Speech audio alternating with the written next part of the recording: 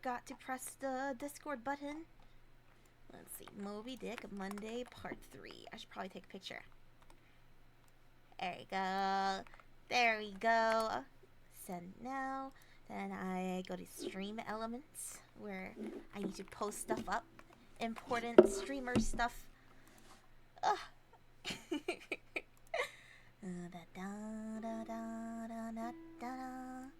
Hi, Circum Knight. How you doing? Hope you're doing good. It goes like this, the fourth, the fifth. You got any ukulele song requests? I have decided that when we do Moby Dick Mondays, since I'm doing ukulele anyway, you guys can just request ukulele songs at the start. I only know like 5 songs though, but maybe we can like learn more together. Good day, Chrono Senpai. How you doing, Umber Knight Unicorn? Hi, Bonnaby. Hi, Pigeon Rat. I'm trying to say hi to everyone today. Hi, Umber Knight Unicorn. Hi, Phantorium. Hi, Caden. Hey, Sarah Knight again. Oh, I gotta call the IRS tomorrow. I am so sorry. I have been struggling with IRS myself. Actually, specifically with Twitch. I don't know what's up, but Twitch is really fucking me. Meg, welcome home. Thank you for 20 months. Yep, that's me. Ragu Garnish. Hope you've been doing good, Meg. Caro, my sexy mod. Thank you for tuning us up for 38 months. Yeah, you're one to talk, slut.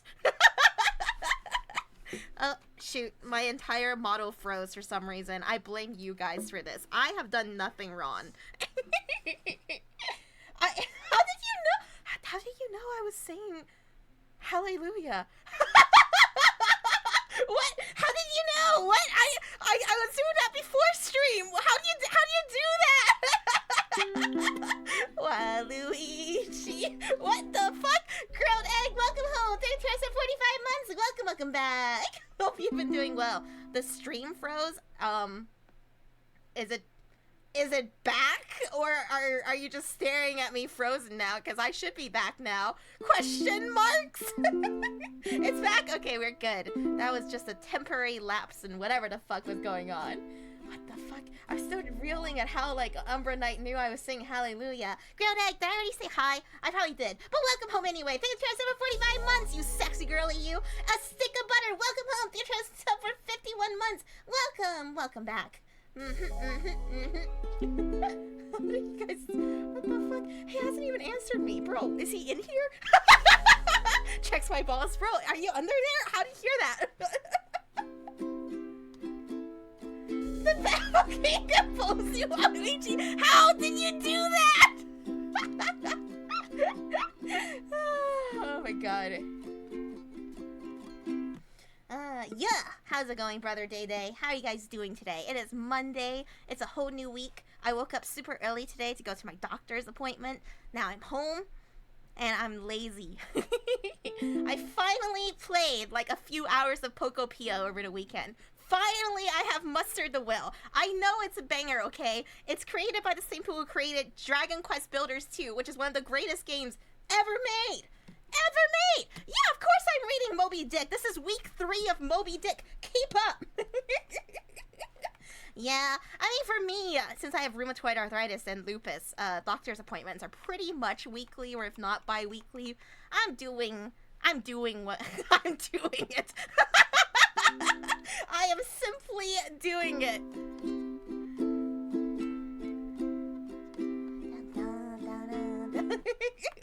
It's okay, we're all doing it. We're all making it through one day at a time on this bitch of an earth. The world is hard. My Fuda balls are soft. You may lay on them. Allow me to alleviate this burden for you. Yeah, don't worry. Those streams are only like 2 to 3 hours long. We're only on chapter 10, so you didn't miss too much, I guess. Like, the juicy stuff is still coming. The thing is, I love this book so much. I love the prose so much. I hope you'll go back and you'll look at the prose, because, like, so many times I have to just stop reading to, like, be teary-eyed. I just have to be like, oh my god, the writing is so good, I could come to this!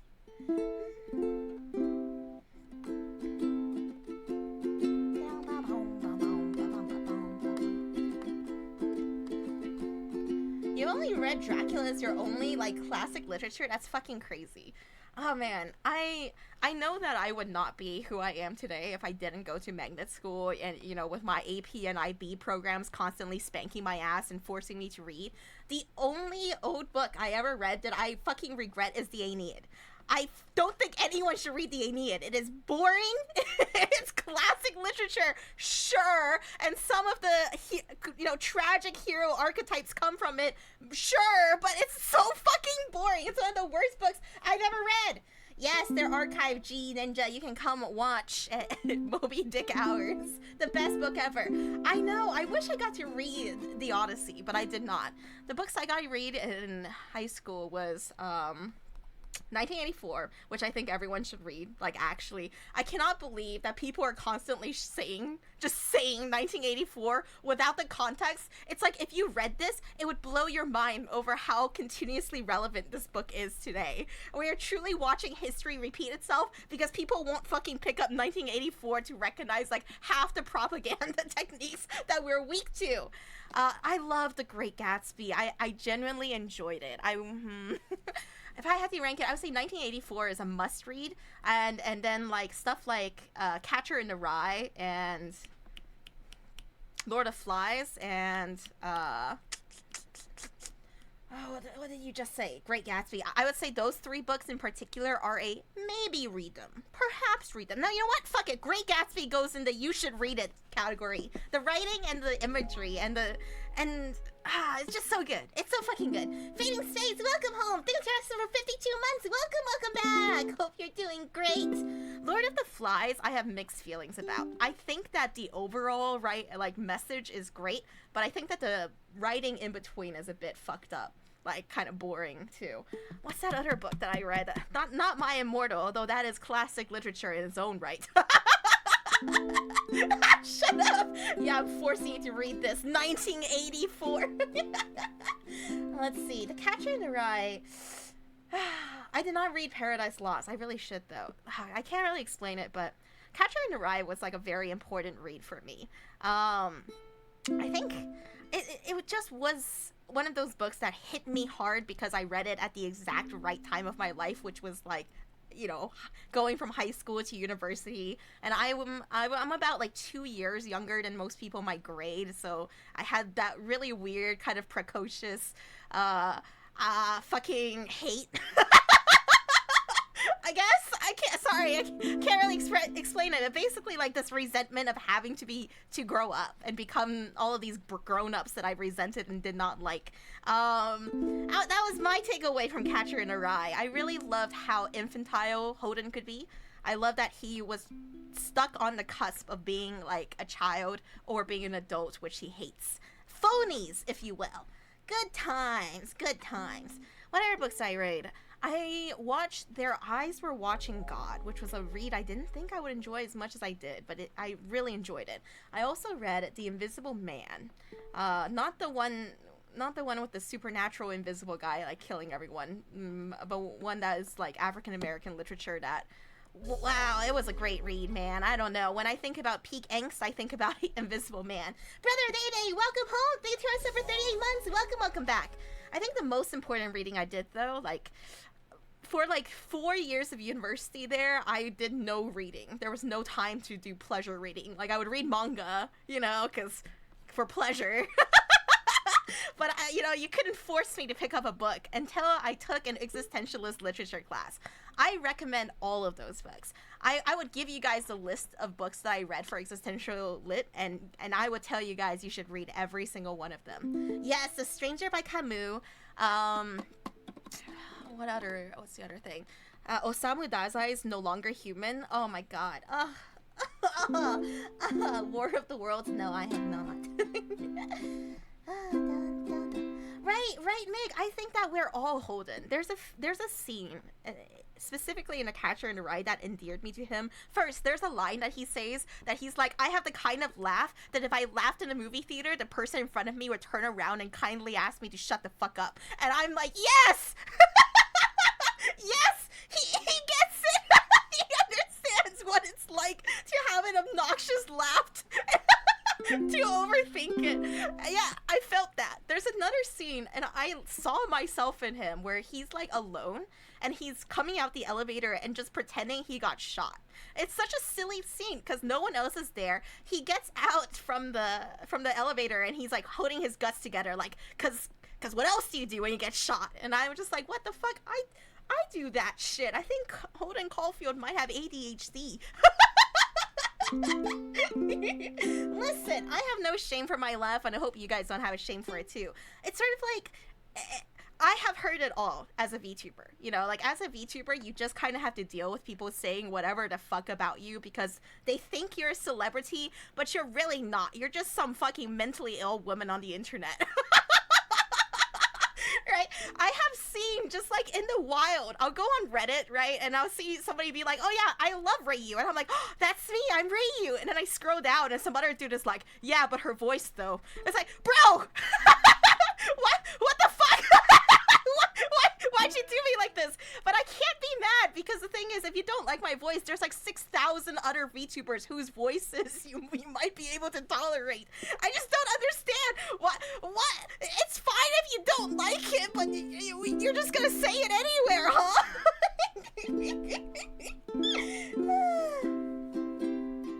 It's okay. Like, I hope none of you guys ever feel self-conscious about your voice. You can't help the voice that you have, right? Also, I'm straight up just fucking autistic. So when I grew up, I was like non-verbal and I didn't have a voice, right? All I fucking had was like fucking weird noises and shit. Then I grew up and I learned to like talk. So I can't help the way that I talk, which is usually by imitating how other people talk. It's okay. Don't hate your voice. I will make you love your voice. Here, let me poke your prostate and we will hear what your real voice sounds like. Just talk normal. I know. I will never lose the weird autistic noises of my childhood. Non-verbal girls learn to speak at 20. Okay, I learned how to speak sooner than that. But there will always be this weird feeling of like whatever voice I have isn't really my voice. Like I taped myself together from other people's voices, you know? Like I don't know if I'll ever be able to help that feeling. Like when you grow up non-verbal, it's like being verbal, it isn't very natural.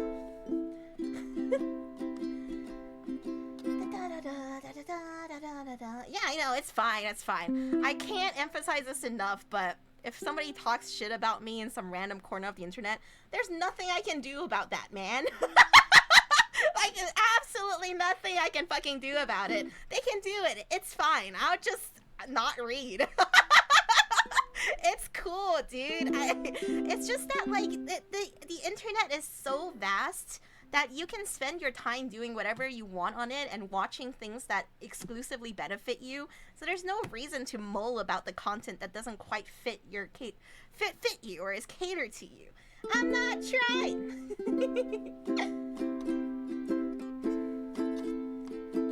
But I want to get angry. I'm not saying that you shouldn't. I'm saying rage bait is gonna get you no matter what you do, but you need to ingest it in moderation. Like, you gotta accept when rage is no longer working for you and working against you. Right? One thing I do feel self-conscious because I still do it is that if somebody like uses an emote around me enough on Discord and I have the emote, it is now my emote. I will use it now as part of my vocabulary. I'm on utter talking ticks. I always notice it once I start adopting it. I'm like, what the fuck's going on? Why am I doing this even though I'm actively trying not to? I think you just hang around with people too much and then it just rubs off on you. Like, I had a whole phase of saying Pog and PogChamp, and now it's gone. Like, nobody says it anymore, so I don't say it anymore. I have to resist every stream from making a 6-7 joke, though. My nieces love that shit, man. You still say it? Oh, Asterix, you never moved on. It's okay. You're my little PogChamp, aren't you? Come here. Dude, peak is still fine. Homie is a great word. It is gender neutral, inclusive, and it makes you feel like a friend. 6-7? Whenever my nieces say 6-7, I fucking try so hard from wherever I am to like clamber across the room to like slap their hands, like, you know, they do that motion hands up. I come across a room like 8-9 and slap their hands down. They fucking love it so much, it makes me laugh. It's like I hear it from across the room. I gotta drop everything. So I say, but also I literally, the other day, like 2 days ago, me and my nieces like walk the dogs in the morning before they go to school, and I fucking tripped. like 2 steps out of the house, I tripped and skinned my knee. It was like the Family Guy meme. I was like, oh, you guys go on for the walk without me.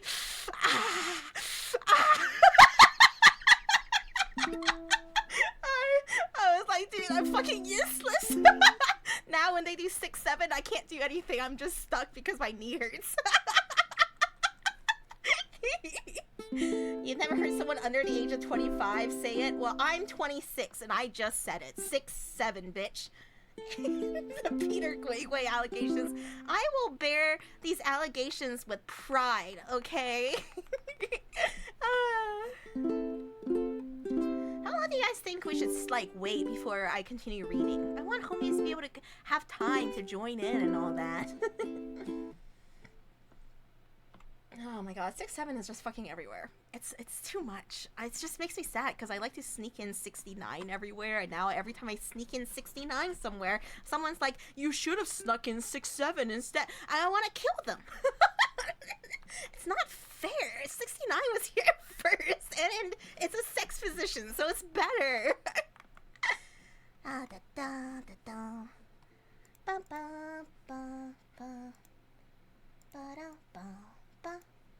And the thing about memes is that it's not something you understand. It's just something that you experience, and you have to, like, you just have to accept it. Like, there's nothing you can do about it. This is simply something you experience now.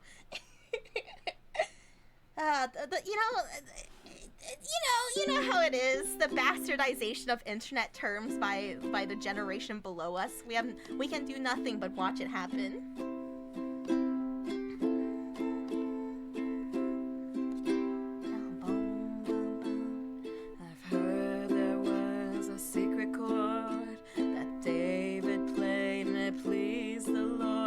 You don't really care for music, do you? Well, it goes like this: the 4th, the 5th, the minor fall, the major lift, the baffled king composing hallelujah, hallelujah, hallelujah.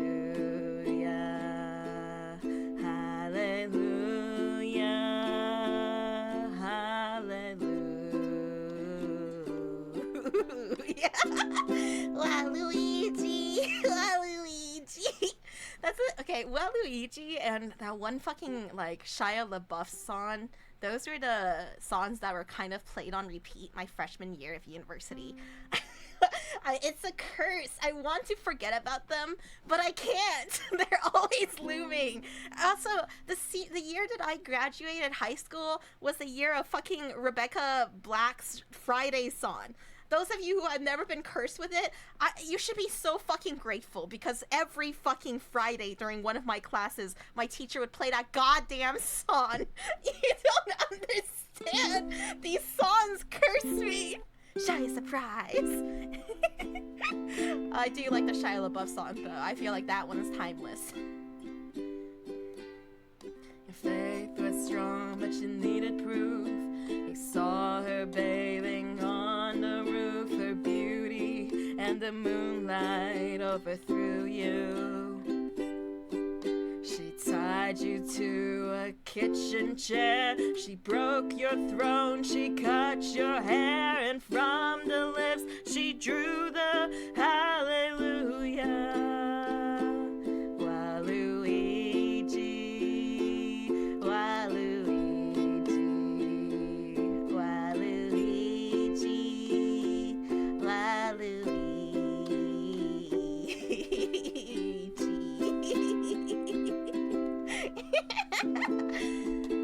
Alright, that's It's like, what, 20 minutes, right? That's enough time for people to come in for Moby Dick Monday. This song is relevant because we read the incredible Preacher segment. I cannot emphasize this enough. This is one of my favorite like quotes from anything ever. Where is it? He dropped something about the I'm never gonna be able to find it. There's so much text here. Something about how like devotion is not asking for forgiveness but allowing punishment. God, what a fucking line. I'm never gonna be able to find it again. It's just too much text and my eyes are glazing over. Whatever. On to chapter 10. You guys ready? I got myself water. I got myself a little can of Coke and ice over here. Thanks. I'm always happy to hear my breasts are breasting breastily. Chapter 10. Bosom friend. Get in my chest. Yeah, Moby Dick Yowie! Get ready for Queequeg! So the summary, very, very fast summary, not everything you need to know, is we are Ishmael, a guy who has a lust for the sea and is also unironically racist, and that will surely come up as we read this. And his gay lover, Queequeg, who is a man who, is he a cannibal? He's a cannibal who is not quite civilized, and our main character, Ishmael, lusts for him, and he wants to go whaling, he wants to go to the sea. Let's go, let's find out what happens to these two gay lovers. Yeah, dude, he's gay and racist. Many such cases. Unfortunately, many such cases in this world. Are they actually gay? I would say they are clearly bisexual, but we will only dabble in the homoerotic, even though they can get so homo and so erotic. Chapter 10, A Bosom Friend. Returning to the Spouter Inn from the chapel, I found Queequeg there, quite alone. He having left the chapel before the benediction some time.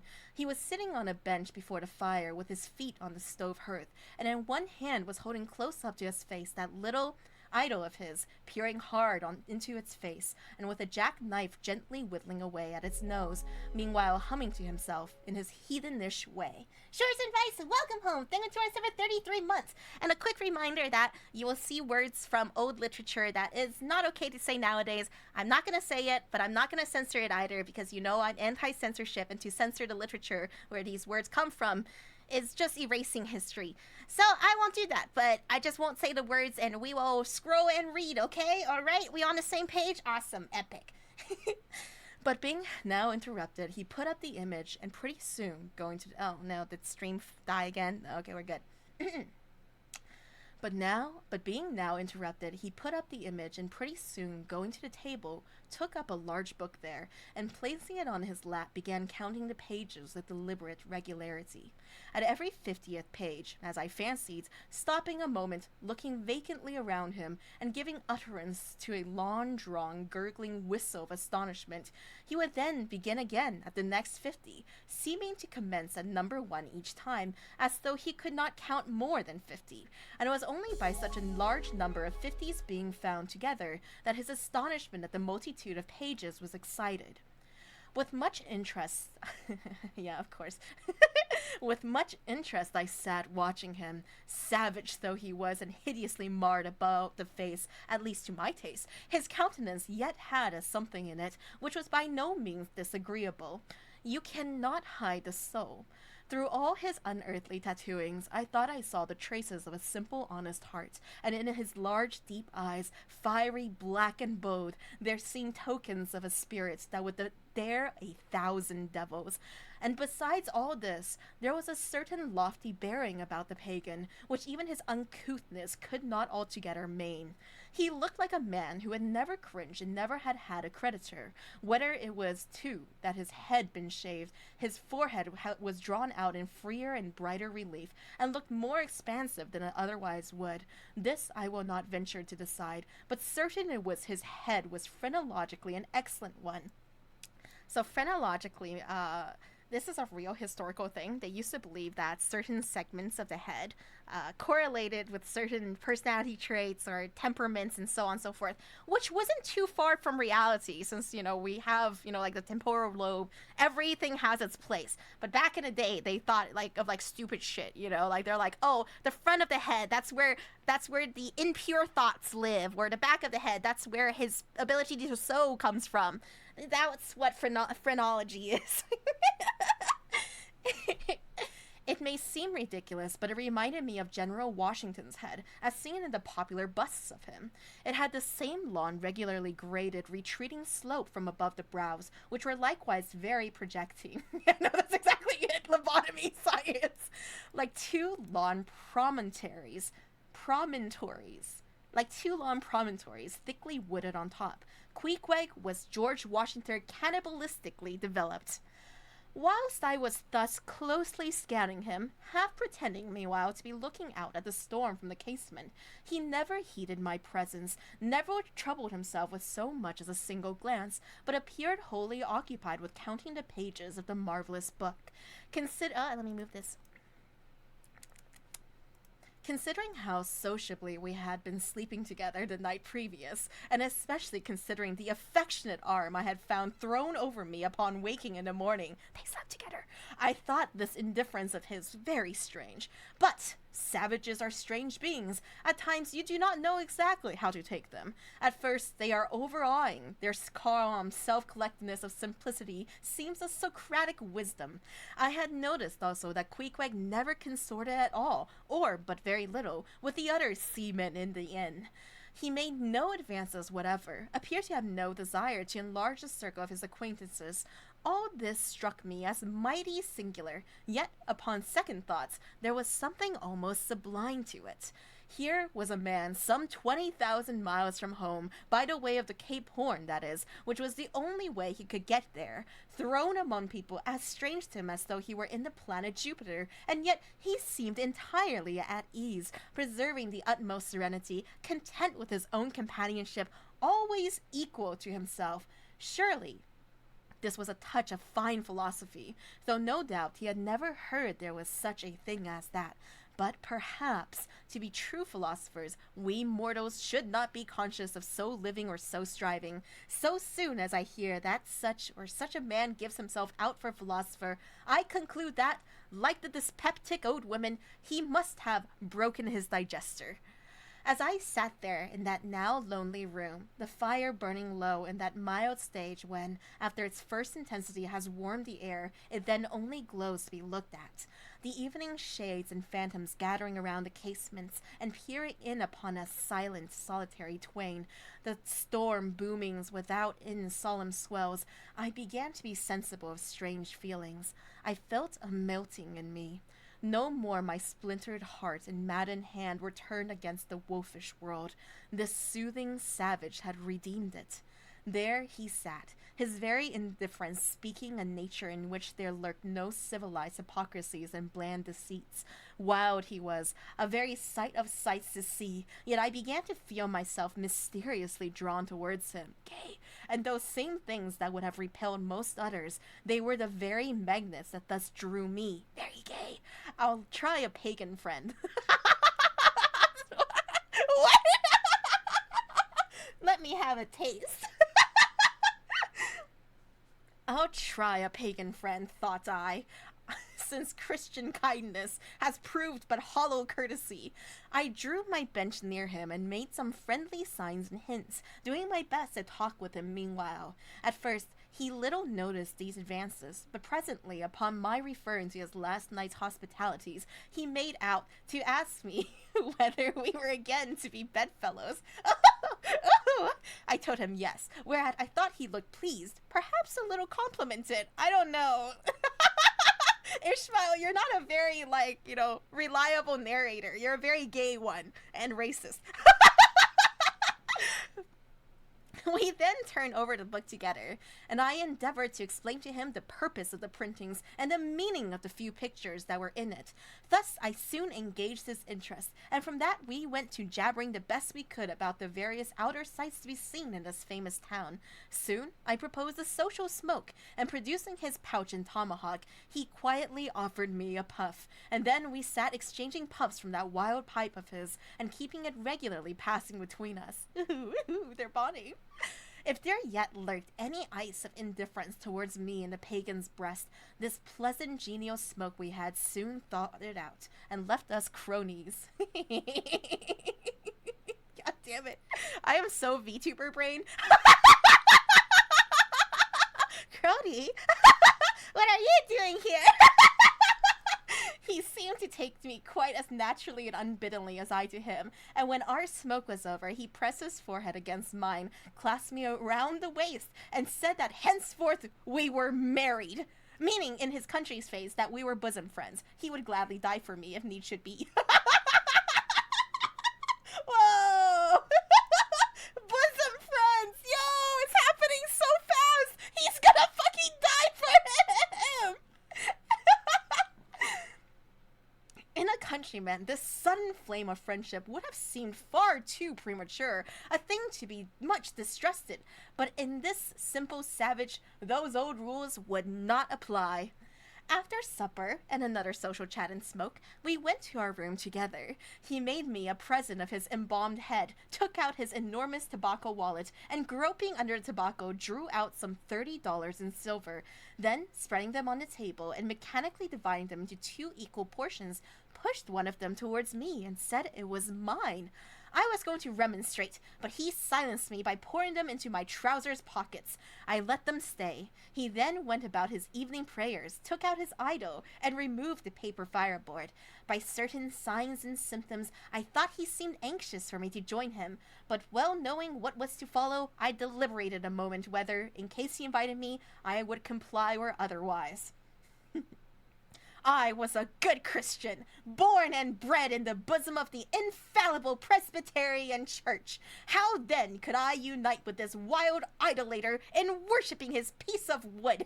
You want his wood so bad, bro. But what is worship, thought I. Do you suppose now, Ishmael, that the magnanimous God of heaven and earth, pagans and all included, can possibly be jealous of an insignificant bit of black wood? Impossible! But what is worship? To do the will of God. That is worship. And what is the will of God? To do to my fellow man what I would have my fellow man do to me. That is the will of God. Nothing holier than butt sex. Now Queequeg is my fellow man, and what do I wish that this Queequeg would do to me? Why, unite with me in my particular Presbyterian form of worship. Consequently, I must then unite with him in his. Ergo, I must turn idolater. So I kindled the shavings, helped prop up the innocent little idol, offered him burnt biscuit with Queequeg, salammed before him twice or thrice, kissed his nose, and that done, we undressed and went to bed, at peace with our own consciences and all the world, but we did not go to sleep without some little chat. How it is I know not, but there is no place like a bed for confidential disclosures between friends. Man and wife, they say, bear open the very bottom of their souls to each other, and some old couples often lie and chat over old times till near morning. Thus, then, in our heart's honeymoon, lay I and Queequeg, a cozy, loving pair. 0GS! Welcome home! Their terms of 47 months! Welcome back. Hope you're doing well. Look how gay they are. How gay and in denial they are. Oh, God.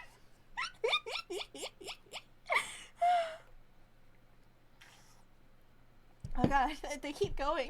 You think they're gay? No. What? Listen to him. Do you not hear, Ishmael? This is just what homemades do. Just friends, sharing the same bed, cuddling naked, worshipping the same gods. Listen, book characters, anime characters, they are made for me to fuck around with. I will ship anyone with anyone together if it makes you pissed off.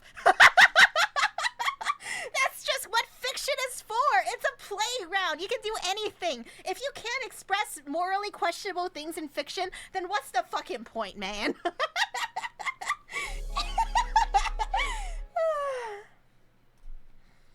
I don't know. Literature is always a weird territory where either like homoerotic things nobody made a big deal out of, or people made a very big deal out of it at a time, or people didn't realize that the writers were gay until their poetry was unveiled. Shakespeare. And then historians are like, does Shakespeare is gay? Yeah, literature is great.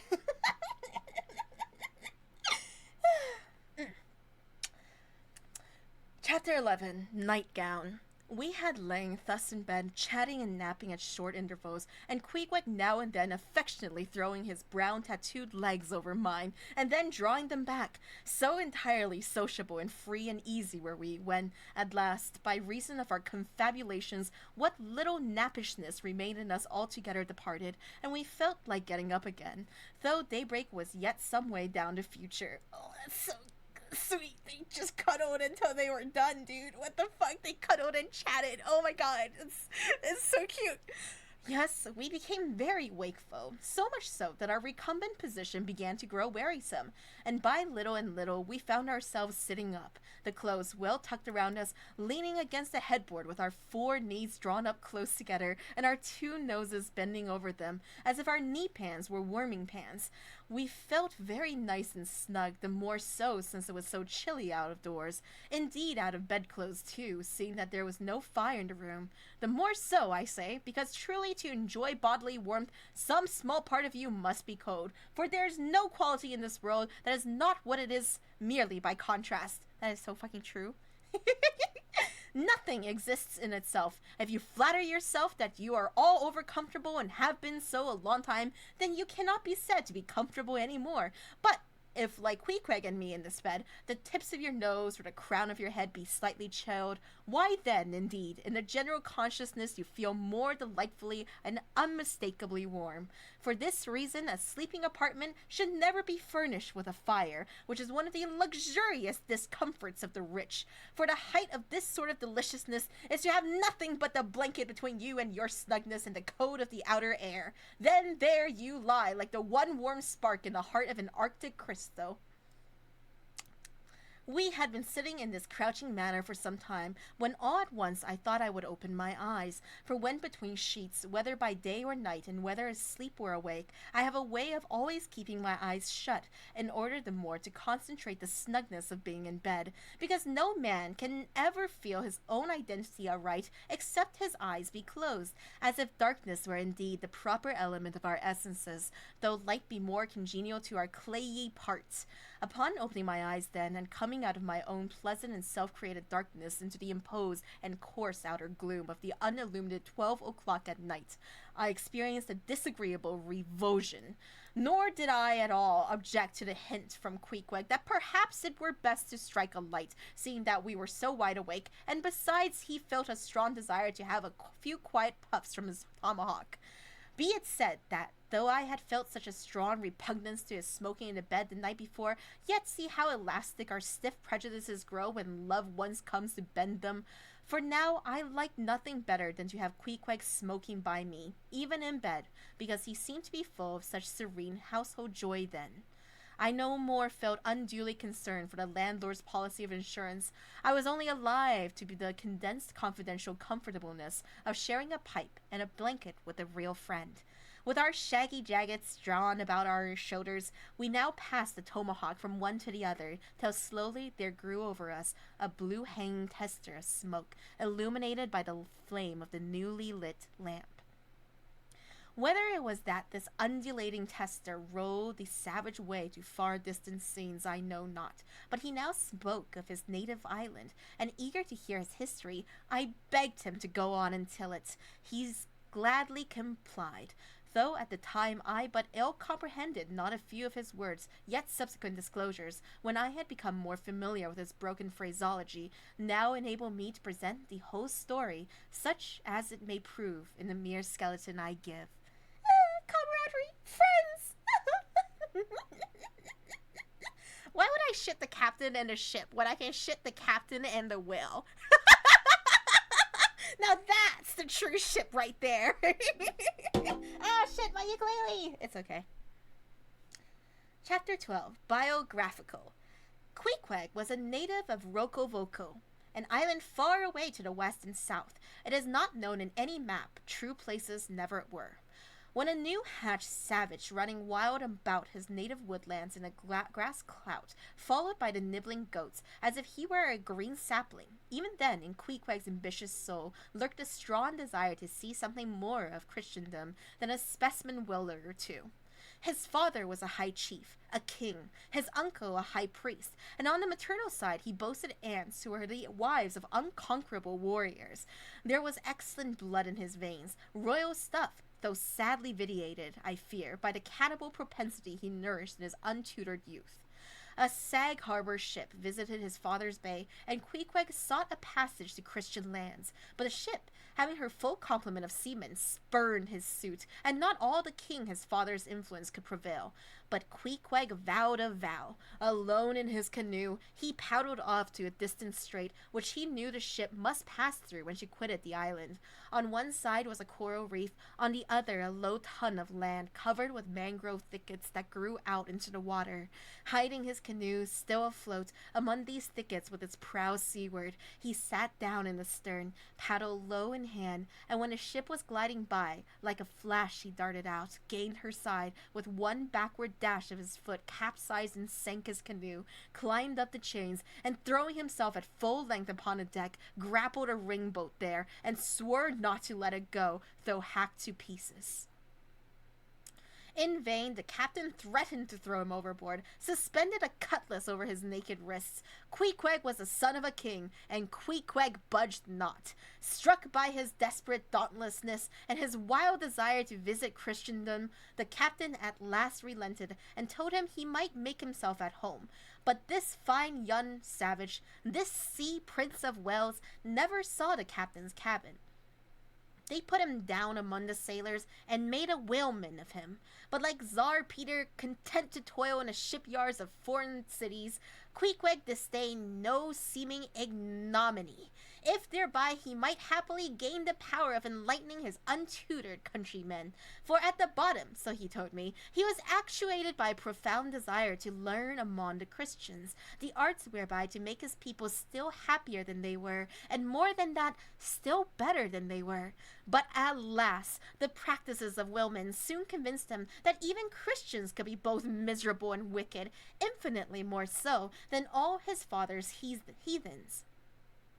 Arrived at last in old Sag Harbor, and seeing what the sailors did there, and then going on to Nantucket, and seeing how they spent their wages in that place also, poor Queequeg gave it up for lost. Thought he, it's a wicked world in all meridians. I'll die a pagan. And thus, an old idolater at heart, he yet lived among these Christians, wore their clothes, and tried to talk their gibberish. Hence the queer ways about him, though now some time from home. By hints, I asked him whether he did not propose going back, and having a coronation, since he might now consider his father dead and gone, he being very old and feeble at the last accounts. He answered no, not yet, and added that he was fearful Christianity, or rather Christians, had unfitted him for ascending the pure and undefiled throne of 30 pagan kings before him. But by and by, he said, he would return, as soon as he felt himself baptized again. For the nonce, however, he proposed to sail about, and sow his wild oats in all 4 oceans. They had made a harpooner of him, and that barbed iron was in lieu of a scepter now. I asked him what might be his immediate purpose, touching his future movements.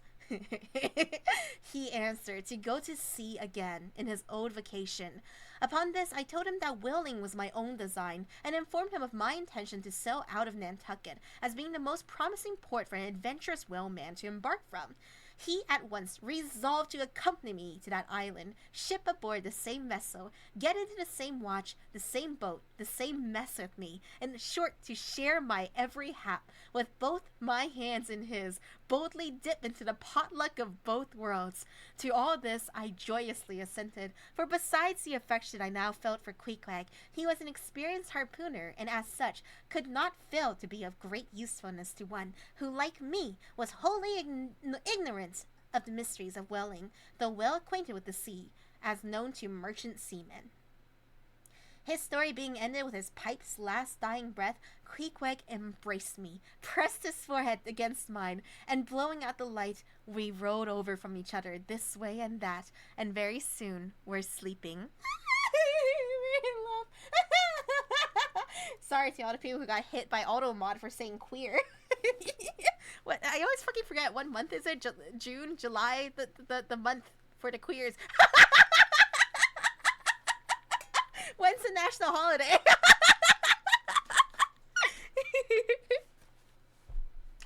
Queer has always kind of meant gay, but in this context, it just kind of means strange or out of the ordinary. One second, I gotta blow my nose.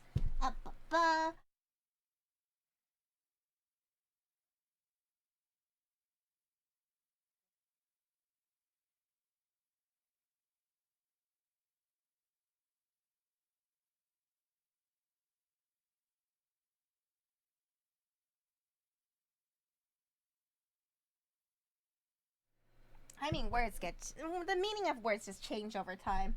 Plus, they are being very queer. They could not be more gay if they tried to. They're like making life vows together, hand in hand, forehead to forehead. May this kind of love find me. It's not really a slur. It's time to reclaim it. Alright. Chapter 13, Wheelbarrow. Next morning, Monday, after disposing of the embalmed head to a barber for a block, I settled my own and comrade's bill, using, however, my comrade's money. The grinning landlord as well as the boarders seemed amazingly tickled at the sudden friendship which had sprung up between me and Queequeg, especially as Peter Coffin's cock and bull stories about him had previously so much alarmed me concerning the very person whom I now accompanied with. I've never in my life heard cock and bull. I kind of love it. Oh my god. Cock and bull. Hello. Alright. We borrowed a wheelbarrow, and embarking our things, including my own poor carpet bag and Queequeg's canvas sack and hammock, away we went down to the Moss, the little Nantucket packet schooner moored at the wharf. Wow, that is a fucking mouthful. The little Nantucket packet schooner moored at the wharf. Holy crap, that's like a tongue twister.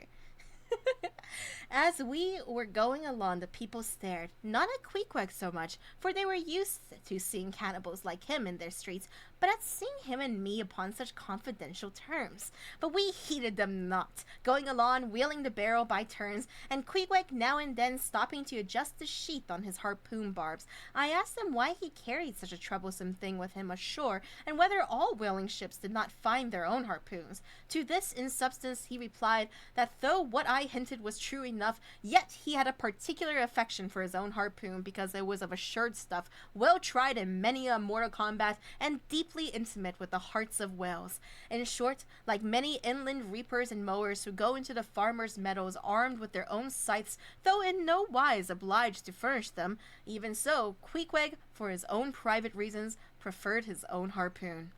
Shifting the barrel from my hand to his, he told me a funny story about the first wheelbarrow he had ever seen. It was in Sag Harbor. The owners of his ship, it seemed, had lent him one in which to carry the heavy chest to his boarding house. Not to seem ignorant about the thing, though in truth he was entirely so concerning the precise way in which to manage the barrow, Queequeg puts his chest upon it, lashes it fast, and then shoulders the barrow and marches up the wharf. "Why," said I, "Queequeg, you might have known better than that. One would think, didn't the people laugh?" Upon this, he told me another story. The people of his island of Rokovoko, it seems, at their wedding feast expressed the fragrant water of young coconuts into a large stained calabash like a punch bowl, and this punch bowl always forms the great central ornament on the braided mat where the feast is held. Now, a certain grand merchant ship once touched at Rokovoko, and its commander, from all accounts a very stately, punctilious gentleman, at least for a sea captain. This commander was invited to the wedding feast of Queequeg's sister, a pretty young princess just turned 10. Oh god. Oh, yeah, oh God. Anyway, well, when all the wedding guests were assembled at the bride's bamboo cottage, this captain marches in and, being assigned a post of honor, placed himself over against the punch bowl, and between the high priest and his majesty the king, Queequeg's father, grace being said. For those people have their grace as well as we, though Queequeg told me that unlike us, who at such times look downwards to our platters, they, on the contrary, copying the ducks, glance upwards to the great giver of all feasts. Grace, I say, being said, the high priest opens the banquet by the immemorial ceremony of the island, that is, dipping his consecrated and consecrating fingers into the bowl before the blessed beverage circulates, seeing himself placed next to the priest, and noting the ceremony, and thinking to himself, being a captain of a ship, as having plain precedence over a mere island king, especially in the king's own house, the captain coolly proceeds to wash his hands in a punch bowl, taking it, I suppose, for a huge finger glass. Now, said Queequeg, what do you think? Didn't our people laugh? At last, passage paid and luggage safe, we stood on board the schooner. Hoisting sail, it glided down the Acushnet River. On one side, New Bedford rose in terraces of streets, their ice-covered trees all glittering in the clear cold air. Huge hills and mountains of casks on casks were piled upon her wharves, and side by side the world-wandering whale ships lay silent and safely moored at last, while from others came a sound of carpenters and coopers, with blended noises of fires and forges to melt the pitch, all betokening that new cruises were on the start, that one most perilous and long voyage ended, only begins a second, and a second ended, only begins a third, and so on, forever and for aye. Such is the endlessness, yea, the intolerableness of all earthly efforts.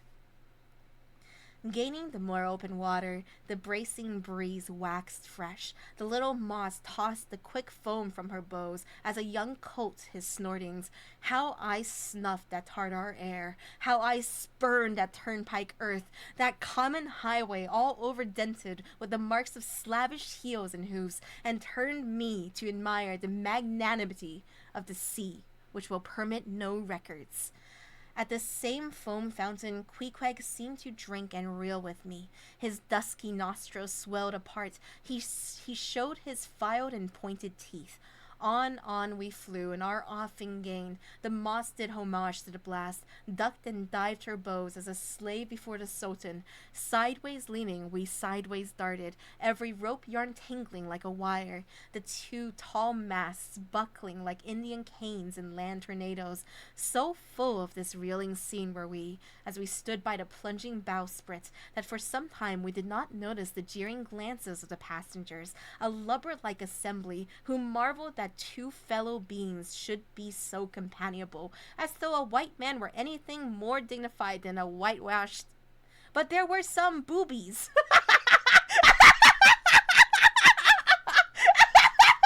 Yo, Ishmael, you're saying some crazy shit right now. Spit your shit, Ishmael.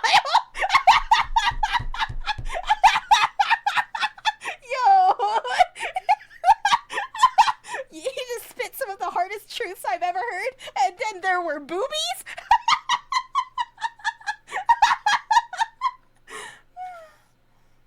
Oh my god. Alright. But there were some boobies and bumpkins there who, by their intense greenness, must have come from the heart and center of all verdure. Queequeg caught one of these young saplings mimicking him behind his back. I thought the bumpkin's hour of doom was come. You thought Queequeg was just gonna kill this kid? Ishmael was like, fuck them kids. No, you fucking serious? Dropping his harpoon, the brawny savage caught him in his arms, and by an almost miraculous dexterity and strength, sent him high up bodily into the air. Then, slightly tapping his stern in mid-somerset, the fellow landed with bursting lungs upon his feet, while Queequeg, turning his back upon him, lighted his tomahawk pipe and passed it to me for a puff. Straight up. Captain! Captain! Yelled the bumpkin, running towards the officer. Captain! Captain! He is the devil! "Hello, you sir," cried the captain, a gaunt rib of the sea, stalking up to Queequeg. "What in thunder do you mean by that? Don't you know you might have killed that chap?" "What him say?" said Queequeg, as he mildly turned to me. "He say," said I, "that you came near killing that man there." Speaking his language, pointing to the still shivering greenhorn. "Killy!" cried Queequeg, twisting his tattooed face into an unearthly expression of disdain. "Ah, him bevy smally fish. Queequeg no killy so smally fishy. Queequeg killy big will." "Look, you!" roared the captain. "I'll killy you, you cannibal, if you try any more of your tricks aboard here, so mind your eye." But it so happened just then that it was high time for the captain to mind his own eye. The prodigious strain upon the mainsail had parted the weather sheet, and the tremendous boom was now flying from side to side, completely sweeping the entire after part of the deck. The poor fellow whom Queequeg had handled so roughly was swept overboard. Oh shit! All hands were in a panic, and to attempt snatching at the boom to stay it seemed madness. It flew from right to left and back again, almost in one ticking of a watch, and every instant seemed on the point of snapping into splinters. Nothing was done, and nothing seemed capable of being done. Those on the deck rushed towards the bows and stood eyeing the boom as if it were the lower jaw of an exasperated whale. In the midst of this consternation, Queequeg dropped deftly to his knees and, crawling under the path of the boom, whipped hold of a rope, secured one end to the bulwarks, and then flinging the other like a lasso, caught it round the boom as it swept over his head, and at the next jerk, the spar was that way trapped and all was safe. The schooner was run into the wind, and while the hands were clearing away the stern boat, Queequeg, stripped to the waist, darted from the side with a long living arc of a leap. For 3 minutes or more he was seen swimming like a dog, throwing his long arms straight out before him, and by turns revealing his brawny shoulders through the freezing foam. I looked at the grand and glorious fellow, but saw no one to be saved. The greenhorn had gone down, shooting himself perpendicularly from the water. Queequeg now took an instant's glance around him, and seeming to see just how matters were, dived down and disappeared. A few minutes more, and he rose again, one arm still striking out, and with the other dragging a lifeless form. The boat soon picked them up. The poor bumpkin was restored. All hands voted Queequeg a noble trump. The captain begged his pardon. From that hour I clove to Queequeg like a barnacle. Yep, this poor Queequeg took his last long dive. Was there ever such unconsciousness? He did not seem to think that he at all deserved a medal from the humane and magnanimous societies. He only asked for water, fresh water, something to wipe the brine off. That done, he put on dry clothes, lighted his pipe, and leaning against the bulwarks and mildly eyeing those around him, seemed to be saying to himself, "It's a mutual, joint-stock world in all meridians. We cannibals must help these Christians." He's so cool and noble. He just saved the life of somebody who was mocking him. And our narrator was so gay. Oh, brilliant Queequeg with his sexy arms and his big body that I want pressed against me. They're so in love. Fuck, Nantucket. This word is cursed to me because I can only think of limericks when I see it. Chapter 14, Nantucket. Nothing more happened on a passage worthy of mentioning, so after a fine run, we safely arrived in Nantucket. Nantucket! Take out your map and look at it. See what a real corner of the world it occupies, how it stands there, away from shore, more lonely than the Eddystone Lighthouse. Look at it, a mere hillock. Oh, Tetra Laura, thank you so much for raid, my fishy friend. How was your stream? I hope you had a great time. Welcome in. My name is Rayu Giga, your Garu Gaisha Ghost Gamer VTuber. We are reading Moby Dick, one of my favorite books ever, and I'm really glad I get to read it with you guys because I literally cry over the prose like every few chapters, and they're so gay, and they're so in love, and it's so relevant. Like, this book was written in 1850, and the prose is just so good. It could have been written today. Welcome. I hope you had a great stream, Tetra Laura. And thank you for coming along for the Moby Dick journey. It's gonna be huge.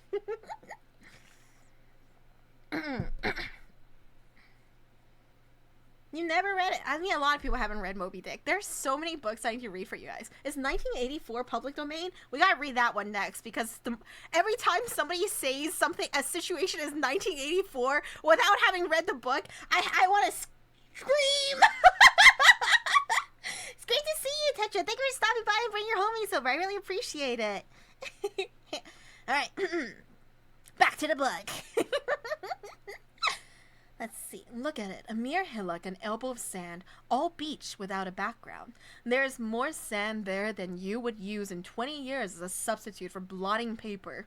Some gamestone whites will tell you that they have to plant weeds there. They don't grow naturally. That they import Canada thistles. That they have to send beyond seas for a spile to stop a leak in an oil cask. That pieces of wood in Nantucket are carried about like bits of the true cross in Rome. That people there plant toadstools before their houses to get under the shade in summertime. That one blade of grass makes an oasis, 3 blades in a day's walk a prairie. That they wear quicksand shoes, something like Lamplander's snowshoes. That they are so shut up, built in about, every way enclosed, surrounded, and made an utter island of by the ocean. That to their very chairs and tables small clams will sometimes be found adhering, as to the backs of sea turtles. But these extravaganzas only showed that Nantucket is no Illinois. I have no clue what that fucking means, but alright, Ishmael. Look now at the wondrous traditional story of how this island was settled by the red men. Thus goes the legend. In olden times, an eagle swooped down upon the New England coast and carried off an infant Indian in his talons. With loud lament, the parents saw their child borne out of sight over the wide waters. They resolved to follow in the same direction, setting out in their canoes after a perilous journey. After a perilous passage, they discovered the island, and there they found an empty ivory casket, the poor little Indian skeleton. It was mandatory reading for you? Yeah, it was for me too, and I graduated high school 2015, which is still fucking crazy to me. Really fucking me up to realize it's more than a decade ago right now. It's part of the reason I wanted to read the book. You graduated 2 years before me. Yeah, it was mandatory reading for me too. I'm so glad I read it. Like, I don't think I would be the person I am and write the way that I write today if I didn't read this book. And I haven't read this book in forever. I read you guys one of my own fanfics, and I was like, man, I really like alliterations, huh? And then while we were reading this, I was like, oh, no fucking wonder I just absorbed Moby Dick style like a fucking towel.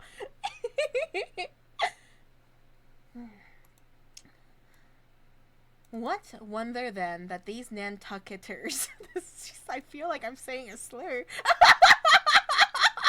I hope I'm not. That doesn't sound right. Born on a beach, should take to the sea for a livelihood. They first caught crabs and quahogs in the sand, growing bolder.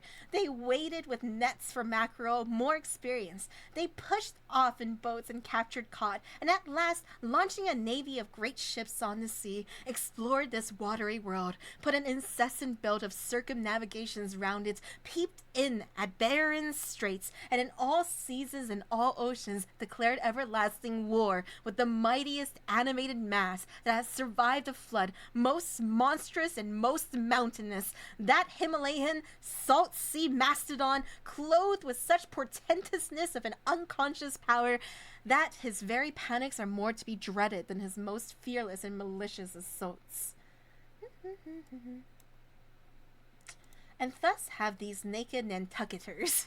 I don't know. I feel like I shouldn't say it. These sea hermits, issuing from their anthill in the sea, overrun and conquered the watery world like so many Alexanders. Parceling out among them was the Atlantic, Pacific, and Indian Oceans, as the 3 pirate powers did Poland. Let America add Mexico to tack.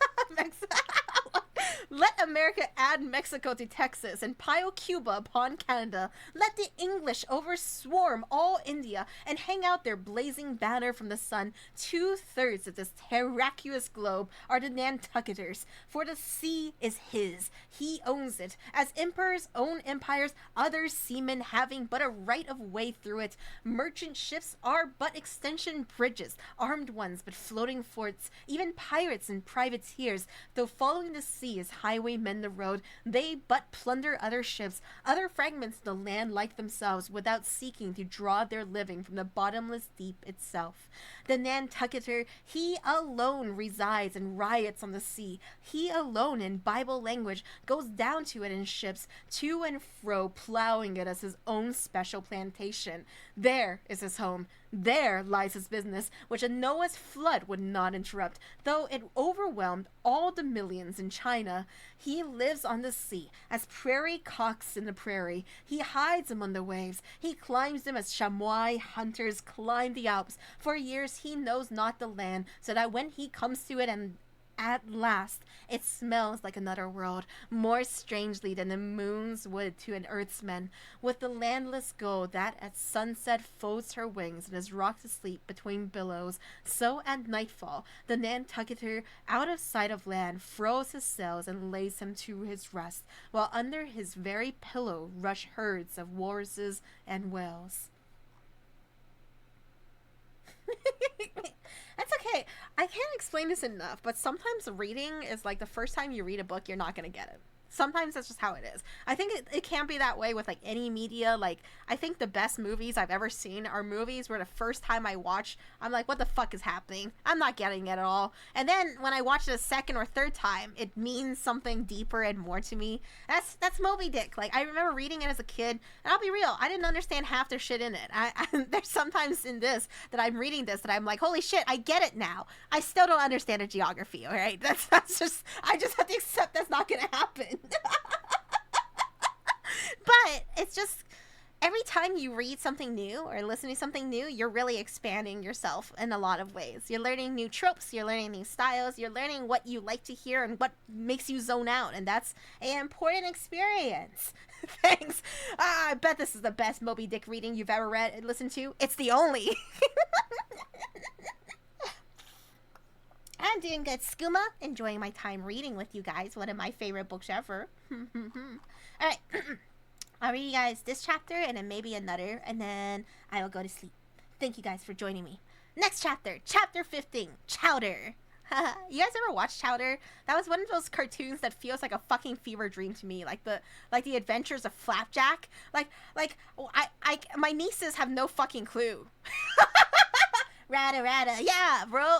It was so pivotal to me. I wouldn't have half my humor without these shows, and yet no one has heard of them. So strange. I'm glad you guys have. You guys get me. Chapter 15, Chowder. It was quite late in the evening when the little Moss came snugly to anchor, and Queequeg and I went ashore so we could attend to no business that day, at least none but a supper and a bed. The landlord of the Spouter Inn had recommended us to his cousin, Hosea Hussey, Homestuck, of the Tripods, whom he asserted to be the proprietor of one of the best kept hotels in all Nantucket, and moreover he had assured us that cousin Hosea, as we call him, was famous for his chowders. In short, he plainly hinted that we could not possibly do better than try potluck at the Tripods, but the direction he had given us about keeping a yellow warehouse on our starboard hang till we open a white church to larboard, and then keeping that on the larboard hand till we make a corner 3 points to starboard, and that done, then ask the first man we met where the place was.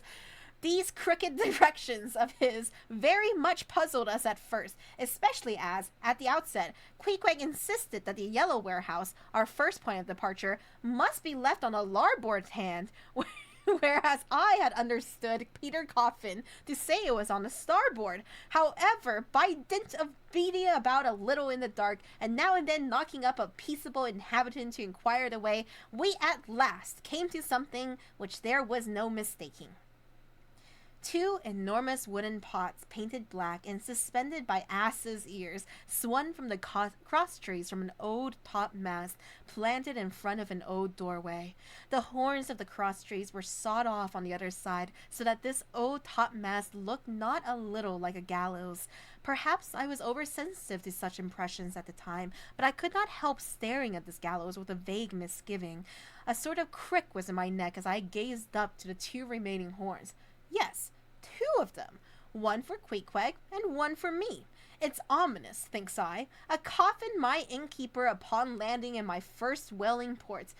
Tombstone staring at me in the whaleman's chapel, and here a gallows, and a pair of prodigious black pots too.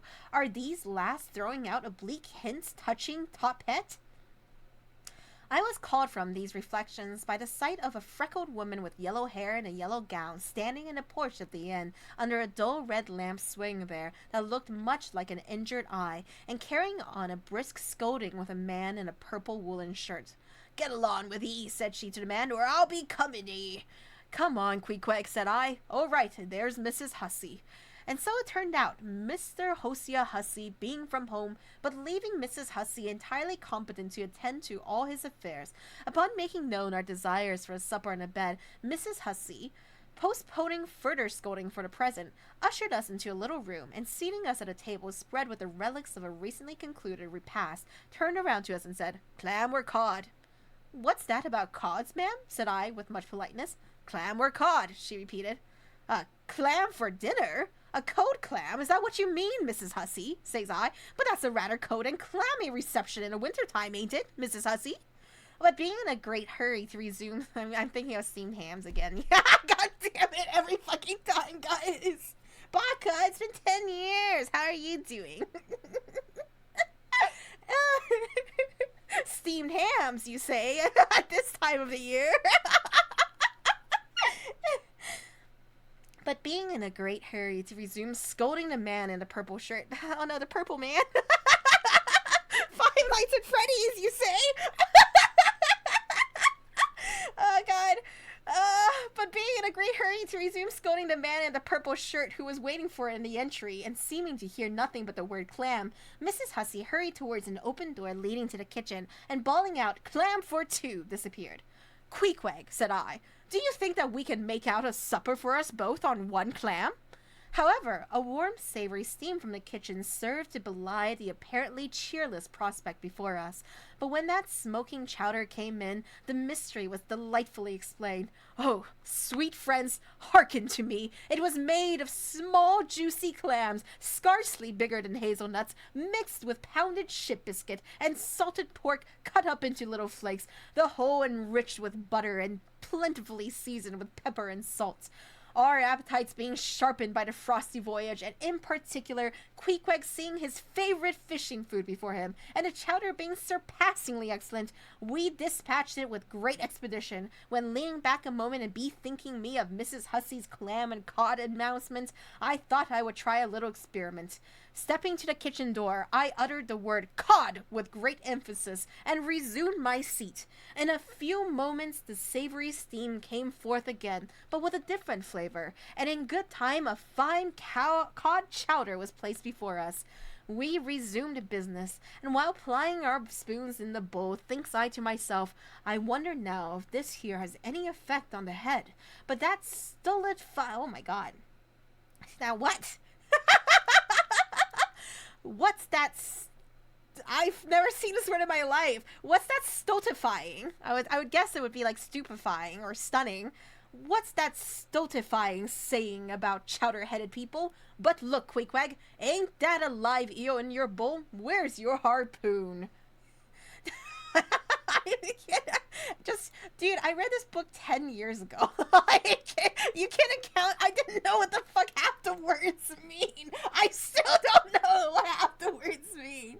This is indeed the whale book. We're just in a certain chapter leading up to the whaling parts. Yeah, we read this part before by accident when I read a fucked up PDF version of this. But it's fine. We'll go through it again.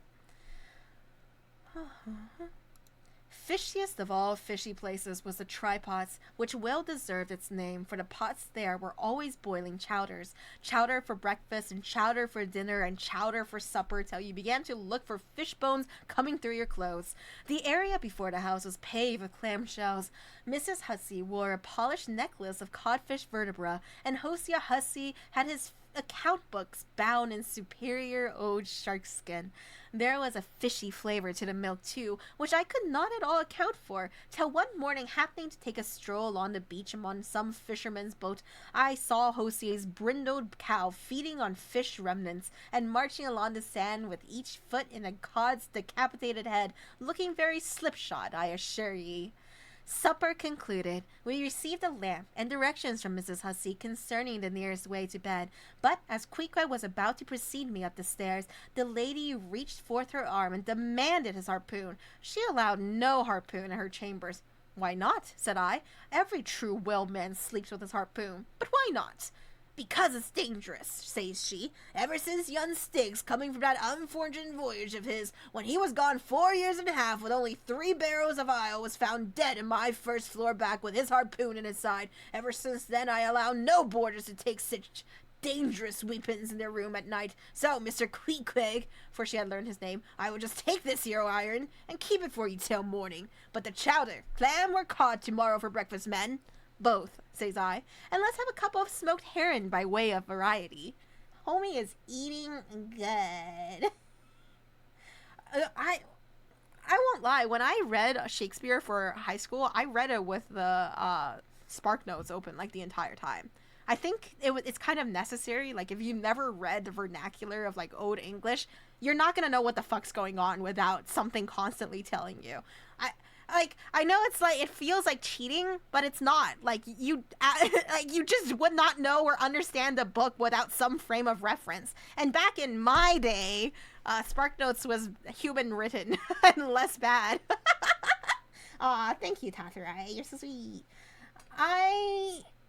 Yeah, Shakespeare is really not that deep. I think that Hamlet is really good. I really enjoyed Hamlet. I just enjoy the characters. I enjoy the story. I enjoyed like all of the ways that it all comes together and how tragic it is. That was fun. I think Romeo and Juliet's pretty boring. What else did I read? Did Shakespeare write something about Julius Caesar? I'm having a whole moment here. I'm like, I read something about Julius Caesar, I think it was by Shakespeare. I might be so wrong. It's been a decade. Oh, he did? Okay, yeah. It too, Bruce. I was like, I kind of remember this. Macbeth was fun. Yeah, Macbeth is pretty great. All of his tragic stuff is good. His poetry is great. He had a lot of gay poetry that I had fun reading because, yowie. No, I didn't even know there was a Hamlet movie from last year, bro. They're still making adaptations of Shakespeare books. It's 2026. All right. Last chapter. Chapter 16. The Ship. In bed, we concocted our plans for the morrow, but to my surprise and no small concern, Queequeg now gave me to understand that he had been diligently consulting Yojo, the name of his black little god, and Yojo had told him 2 or 3 times over, and strongly insisted upon it every way, that instead of our going together among the whaling fleet in harbor, and in concert selecting our craft, instead of this I say, Yojo earnestly enjoined that the selection of the ship should rest wholly with me, inasmuch as Yojo proposed befriending us, and in order to do so had already pitched upon a vessel which, if left to myself, I, Ishmael, should infallibly light upon, for all the world as thought it had turned out by chance, and in that vessel I must immediately ship myself, for the present irrespective of Queequeg. Yeah, I ship you in Queequeg.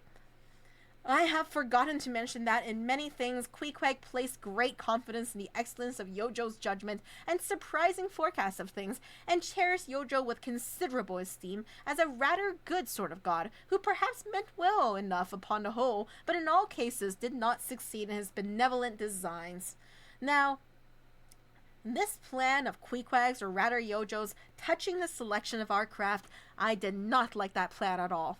I had not a little relied upon Queequeg's sagacity to point out the willer best fitted to carry us and our fortunes securely. But as all my remonstrances produced no effect upon Queequeg, I was obliged to acquiesce, and accordingly prepared to set about this business with a determined rushing sort of energy and vigor. That should quickly settle that trifling little affair.